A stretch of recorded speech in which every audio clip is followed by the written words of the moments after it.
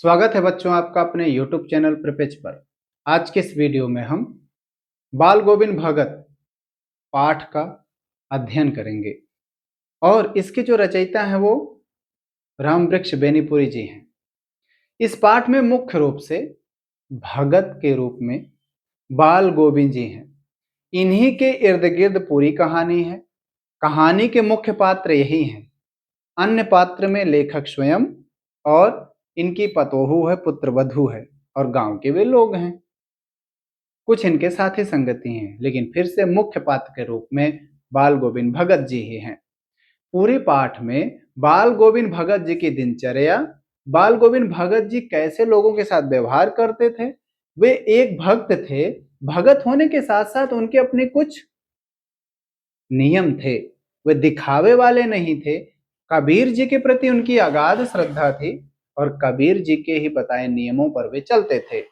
वे दिखावे के भगत नहीं थे, वे सचमुच के भक्त थे।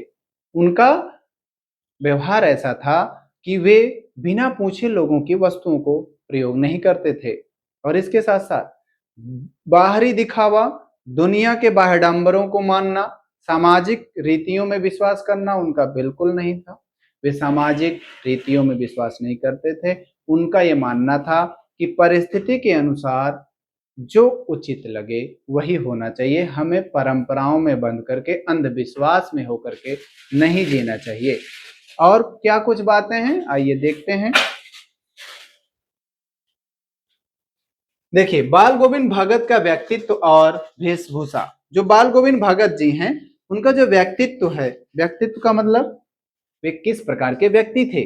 वे भगत थे। उनकी वेशभूषा, वे केवल और केवल नाम मात्र के वस्त्र पहनते थे। जितने वस्त्र से उनका काम चल जाता था, कमर में एक लंगोट और एक कंबल, वो भी ठंड में, और वस्त्र नहीं पहनते थे। क्या है, शारीरिक बनावट उनकी कैसी थी? मझोले कद के गोरे चिट्टे आदमी थे। उनकी उम्र 60 वर्ष से अधिक थी और बाल पक गए थे। देखिए, आपको सरलता हो इसीलिए मैंने हेडिंग बनाया है और सब बातों को एक एक करके इसमें नोट किया है। वेशभूषा, वे बहुत कम कपड़े पहनते थे। कमर में केवल एक लंगोटी और सिर पर कबीर पंथियों जैसी एक कनफटी टोपी पहनते थे। सर्दियों में ऊपर से काला कंबल ओढ़ लेते थे। इसी में वो अपना काम चला लेते थे। पहचान, उनके मस्तक पर हमेशा रामानंदी चंदन का टीका लगा होता था और गले में तुलसी के जड़ों की एक माला लगी है, पहने रहते थे वो। ठीक। गृहस्थ जीवन, इन सब के होने के बावजूद वो गृहस्थ जीवन व्यतीत करते थे। गृहस्थ का मतलब वो विवाह किए थे। उनका पुत्र था, उनके पुत्र और उनके पुत्र वधू दोनों। ठीक। उसके साथ साथ वे अपना परिवार, खेती बाड़ी ये सब करते थे। ठीक है ना। गृहस्थ का जीवन व्यतीत करते थे। कबीर के प्रति अगाध श्रद्धा और जीवन के नियम। कबीर को वो साहब मानते थे। उनका ये और कबीर जी के बताए ही नियमों पर चलते थे।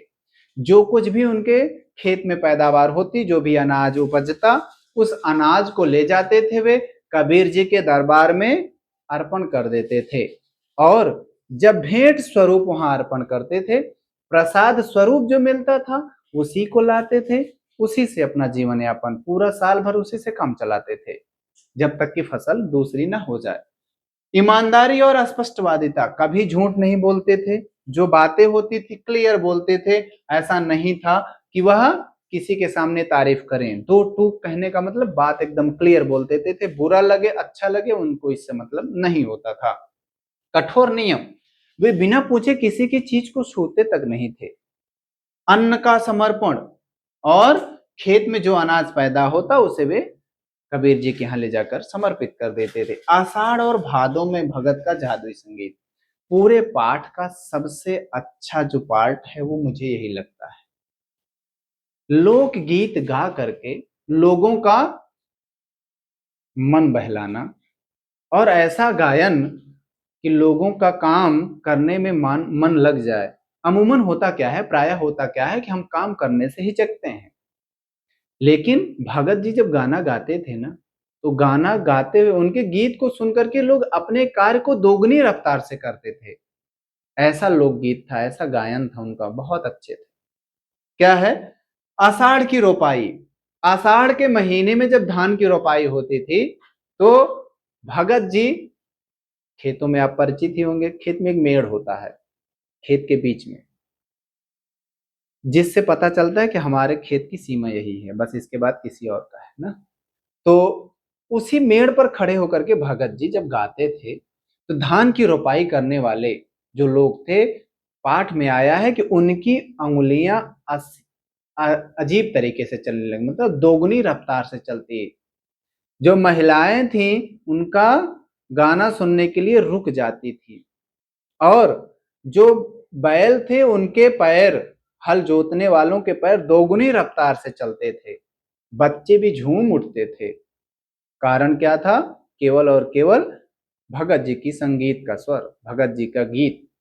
और इसके साथ साथ ऐसा लगता था जैसे कि यहाँ को ही नहीं सुना रहे हैं, स्वर्ग में भी ये गीत भेज रहे हैं। वो इतना अच्छा गाते थे। इसके बाद संगीत का प्रभाव, ये दोनों मैंने आपको बताया कि कैसे वो क्या करते थे। ठीक, अगले पर चलते हैं। भादों की आधी रात। भादों की जो रात होती है उसमें मेढक का बोलना होता है, टर्र टर्र की आवाज। लेकिन देखिए क्या है कि भादों की घनेरी और अंधेरी रात में जब मेढक और झिंगुर शोर कर रहे होते हैं तो भगत जी का संगीत गूंज उठता था। और देख रहे हैं उनका स्वर बारिश और बादलों की गरज में भी नहीं दबता था। मतलब संगीत ऐसा लेखक ने यहाँ आती संयुक्त की है कि मेढक की आवाज के आगे उनका गीत ज्यादा तेजी से होता था। मतलब कितना अच्छा गाते थे वो। सर्दियों की सुबह और गर्मियों की शाम की दिनचर्या। सर्दी में वह सुबह ही उठ जाते थे। दांत किटकिटाने वाली जो सुबह है उसमें भी भगत जी केवल वही एक वस्त्र पहन करके तालाब के किनारे सुबह सुबह बैठ करके गीत गाते थे, ढपली बजाते थे। और उनके गीत गाने से हर कोई खींचा चला आता था। एक दिन लेखक भी वहां पहुंच गया था। लेखक ने देखा कि ठंड में भी उनके सिर माथे पर पसीना है। इसका मतलब इतना रम जाते थे कि ठंडी का एहसास ही नहीं होता था उनको, ठंड के महीने में भी। ऐसे थे भगत जी। क्या? और उसके बाद गर्मियों की शाम। गर्मियों की शाम उमस भरी होती है। गोधूल की जो बेला होती है उसमें जब जैसे ही गोधूल की बेला होती, भगत जी ऐसा गीत गाते ना कि हर कोई उनका गीत सुनने के लिए उनके आंगन में पहुंच जाता। और यही नहीं, गीत सुनते सुनते जो श्रोता थे वे अपने आप भगत जी की गीत को सुनकर के नाचने लगते थे। ऐसा गीत था उनका। देखिए संगीत का प्रभाव ऐसा कि गाते बजाते नाचने लगते, श्रोता भी झूम उठते थे। पुत्र की मृत्यु पर अद्भुत धैर्य और जीवन दर्शन। इन सब के बीच एक अनहोनी हो जाती है। भगत जी के पुत्र की मृत्यु हो जाती है, लेकिन भगत जी विचलित नहीं होते, भगत जी परेशान नहीं होते। भगत जी पुत्र की मृत्यु पर उत्सव मनाते हैं, क्योंकि भगत जी का यह मानना था कि जन्म और मृत्यु तो संसार का नियम है, ये होना तय है। हम जहां से आए हैं, जिस परमात्मा के हम अंश हैं, हमारा उन्हीं के पास चले जाना ही हमारा लक्ष्य है, ना कि संसार में रहना। जब भगत जी के पुत्र की मृत्यु होती है तो वो खुद भी उत्सव मनाते हैं। उनकी पुत्र वधु है, उनको भी कहते हैं रो मत, उत्सव मनाओ, क्योंकि आज परमात्मा से एक आत्मा का मिलन होने चला है। आज आत्मा परमात्मा से मिल जाएगी, जो कि उसका परम लक्ष्य होता है। पुत्र की मृत्यु के बाद उन्होंने पुत्र के सिरहाने पर दीपक जलाया, खुशी के गीत गाए, पुत्र वधु को भी रोने से मना किया।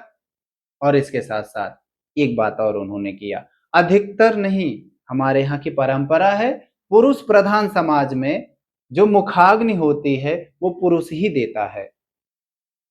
स्त्रियों को शमशान घाट पर जाने से मनाही होती है। भगत जी ने ऐसा नहीं किया।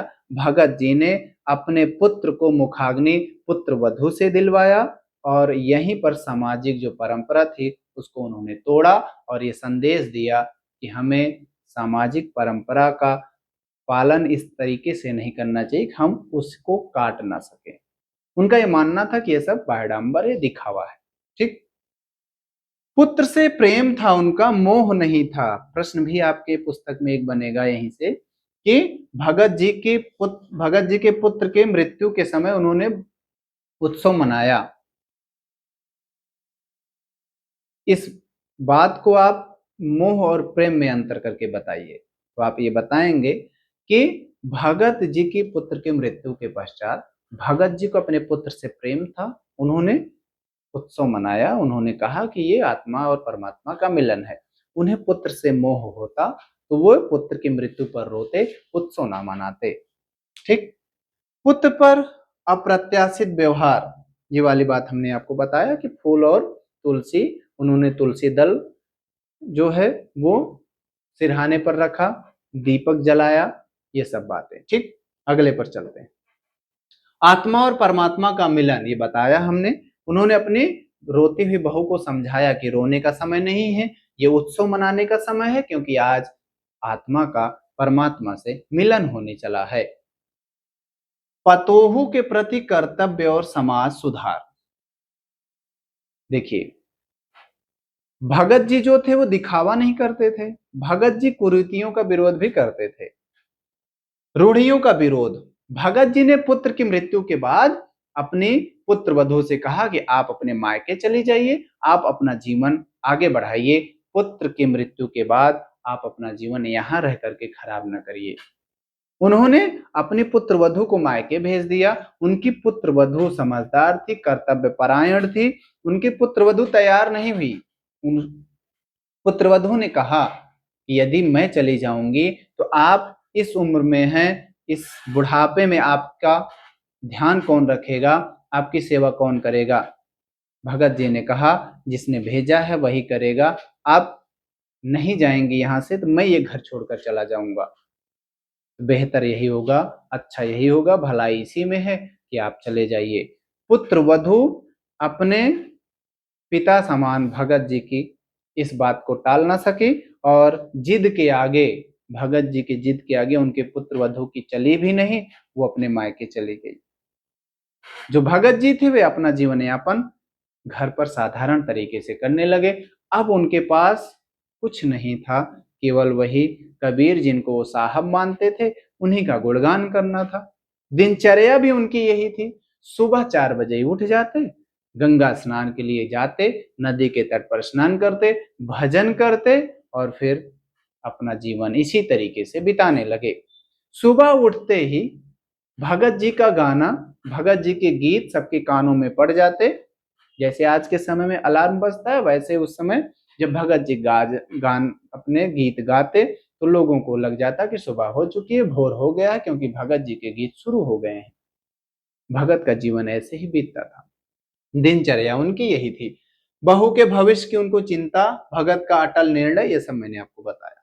ठीक। अगले पर चलते हैं। भगत का अंतिम समय और मृत्यु। अब भगत जी की मृत्यु भी आएगी। अंतिम समय में उनका क्या, जब बहू चली गई तो अब मैंने बताया ही कि अब उनके पास केवल और केवल ईश्वर की भक्ति बची थी। तो सुबह वो गंगा स्नान के लिए जाते, नियमों का अपने पालन करते। थोड़ा सा पावर कट हुआ, ऑन करता हूं। तो नियमों का अपने पालन करते, गंगा स्नान के लिए जाते। यही उनकी दिनचर्या बन गई थी। दिनचर्या में उनके लिए ये उनसे ज्यादा उन्हें अच्छा लगता था, क्योंकि अब उनके भक्ति में व्यवधान नहीं पड़ने वाला था। कोई ऐसा नहीं था कि उनकी भक्ति में व्यवधान डाले। प्रतिदिन सुबह होते ही वे गंगा स्नान के लिए चले जाते, भोर में जाते, गंगा स्नान करते, अपना भजन कीर्तन करते, फिर वापस घर आते और घर आने पर खुद से ही भोजन पकाते, जो भी उनका अपना कार्य था वो करते। इस तरीके से वो अपना जीवन यापन करने लगे। लेकिन हुआ क्या, क्योंकि मृत्यु का आना तो निश्चित है। ऐसा कोई है नहीं कि जिसका जन्म हुआ हो तो मृत्यु ना हुई हो। भगत जी के साथ भी यही हुआ। भगत जी एक दिन रात में भजन करके सोए। सुबह जब हुई, अधिकतर गांव की जो सुबह होती थी, गांव में भगत जी के गीत से ही गांव के लोगों की शुरुआत होती थी। गांव के लोगों की सुबह भगत के गीत से होती थी। लेकिन आज क्या हुआ? आज ये हुआ कि आज भगत के गीत किसी को सुनाई नहीं दिए। जब भगत के गीत सुनाई नहीं दिए तो लोगों को चिंता हुई कि आखिर आज भगत के गीत क्यों नहीं हैं, आज भगत शांत क्यों हैं। लोगों ने जब पता किया तो उन्हें पता चला, जब वे घर गए उन्होंने देखा, क्या देखा? आज भगत बोलने वाले भगत नहीं हैं, अब तो भगत का केवल शरीर एक हड्डियों का ढांचा है, भगत का कंकाल पड़ा हुआ है, भगत का शरीर आज बिना आत्मा के है। आज जो भगत लोगों को समझाते थे पुत्र के मृत्यु के समय कि आत्मा और परमात्मा का मिलन हो गया है, आज वही भगत स्वयं उसी परमात्मा में विलीन हो चुके हैं, उनका शरीर धरती पर पड़ा हुआ है। इस प्रकार से भगत जी के जीवन का अंत हो जाता है। पाठ यहीं पर समाप्त होता है, अंतिम दिन उनका और मृत्यु पर। ठीक, उम्मीद करते हैं ये पाठ पूरा आपको समझ में आया होगा ना। एक एक करके मैंने आपके लिए हेडिंग वाइज सारी बातों को लिखा है। ठीक, इसको मैं थोड़ा सा एक बार फिर से आपके लिए स्लाइड को रिवर्स कर देता हूं जिससे कि आप इसको नोट कर लें। ठीक,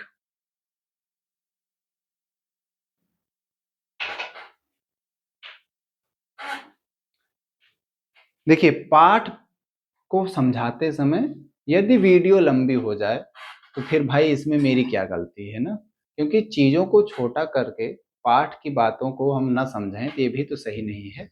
ठीक, उम्मीद करते हैं आपको ये विश्लेषण समझ में आया होगा, पाठ अच्छे से आप समझ गए होंगे क्या कुछ बातें की गई हैं। इसको आप पढ़ते रहिए, दोहराते रहिए। मिलता हूं आपसे अगले वीडियो में, तब तक के लिए आपको धन्यवाद।